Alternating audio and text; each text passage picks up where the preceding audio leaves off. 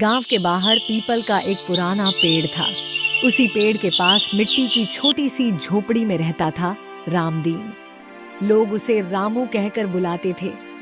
रामू बहुत गरीब था, लेकिन उससे ज्यादा ईमानदार आदमी पूरे गांव में नहीं मिलता था।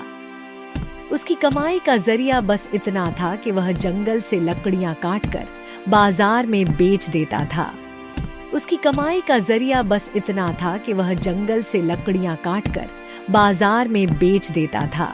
रामू के परिवार में उसकी पत्नी सीता और छोटा बेटा मोहन था। मोहन अभी बहुत छोटा था, लेकिन उसकी आंखों में बड़े सपने थे। सीता हर दिन भगवान से बस यही मांगती थी कि उसके बेटे को कभी भूखा न सोना पड़े। सुनते हो, आज जंगल जल्दी जाना, कल से घर में अनाज खत्म है। चिंता मत कर सीता, भगवान ने चाहा तो आज कुछ ज्यादा लकड़ी मिल जाएगी। सीता ने थकी हुई मुस्कान के साथ कहा, भगवान से ज्यादा तुम्हारी ईमानदारी पर भरोसा है। रामू मुस्कुराया और जंगल की ओर चल पड़ा। जंगल गांव से थोड़ा दूर था। वहां घना सन्नाटा रहता था। रामू रोज उसी रास्ते से जाता था, उसी जगह लकड़ी काटता था। लेकिन उस दिन किस्मत कुछ और ही लिख कर लाई थी। लकड़ी काटते काटते उसकी कुल्हाड़ी किसी सख्त चीज से टकराई। रामू चौंक गया। ये क्या है? उसने मिट्टी हटाई तो नीचे से एक पुराना लोहे का संदूक निकला। संदूक जंग लगा हुआ था, लेकिन बंद था। रामू का दिल तेज धड़कने लगा। उसने चारों तरफ देखा। कहीं ये किसी का खोया हुआ तो नहीं?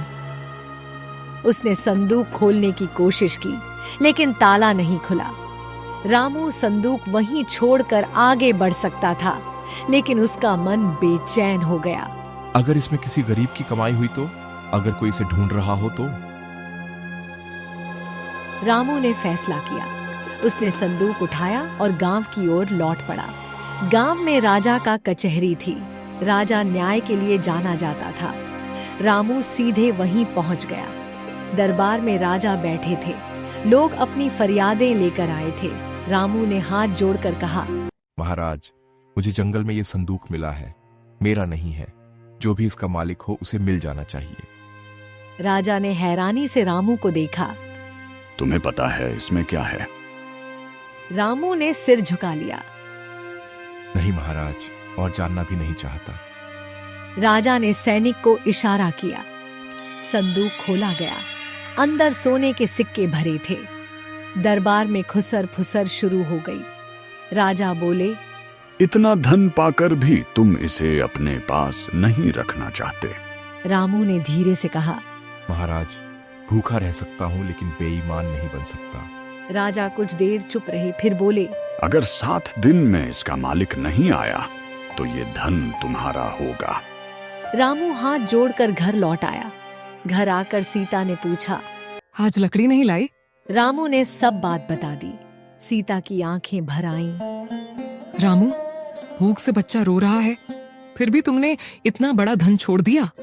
अगर आज गलत रास्ता चुन लिया तो कल इसे क्या सिखाऊंगा? 7 दिन बीत गए। कोई मालिक नहीं आया। राजा ने रामू को बुलाया। राजा बोले, रामदीन, ये धन अब तुम्हारा है।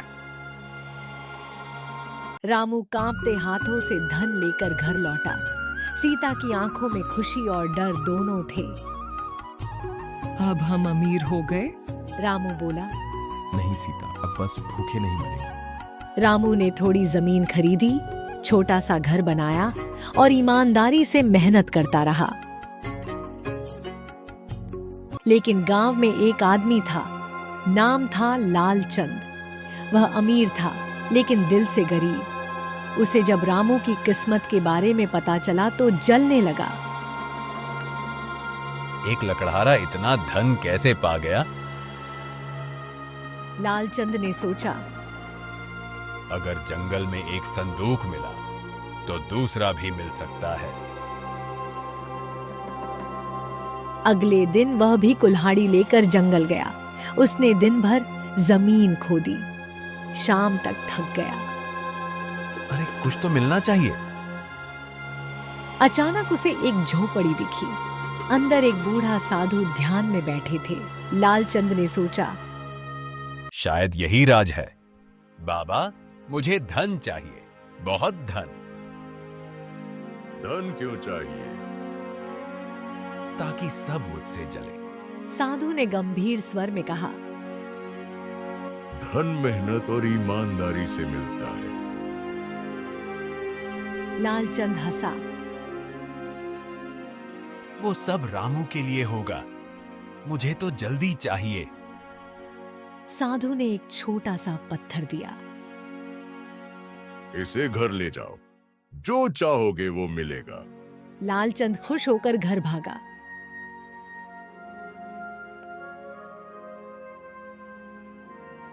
घर पहुंचते ही उसने पत्थर को जमीन पर रखा। मुझे सोना चाहिए। पत्थर चमका और सोना बन गया। लालचंद की आंखें चमक उठी। और चाहिए। जितना मांगता उतना मिलता। वह पागल हो गया। अगले दिन उसने सोचा,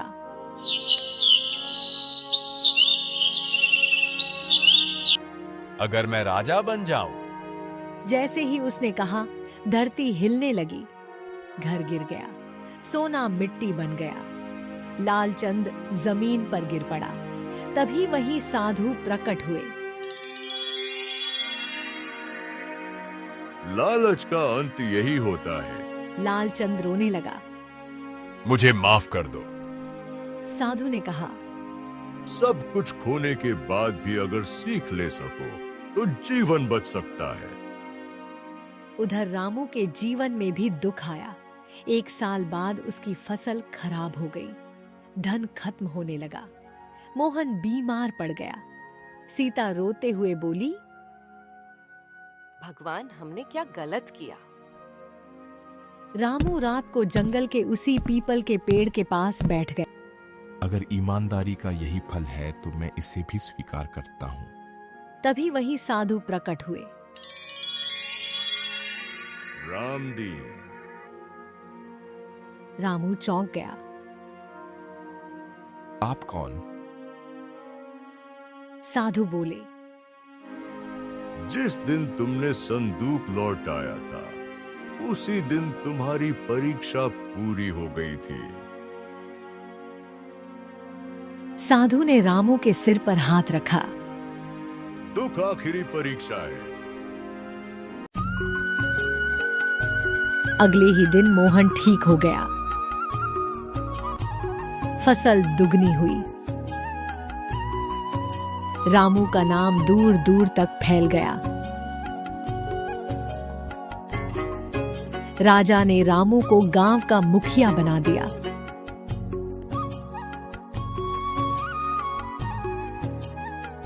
रामू ने कहा, मैं वही रहूंगा जो था, गरीबों का साथी। कहानी यहीं खत्म नहीं होती, लेकिन सीख यहीं पूरी हो जाती है। ईमानदारी चाहे देर करे, लेकिन कभी खाली हाथ नहीं लौटाती।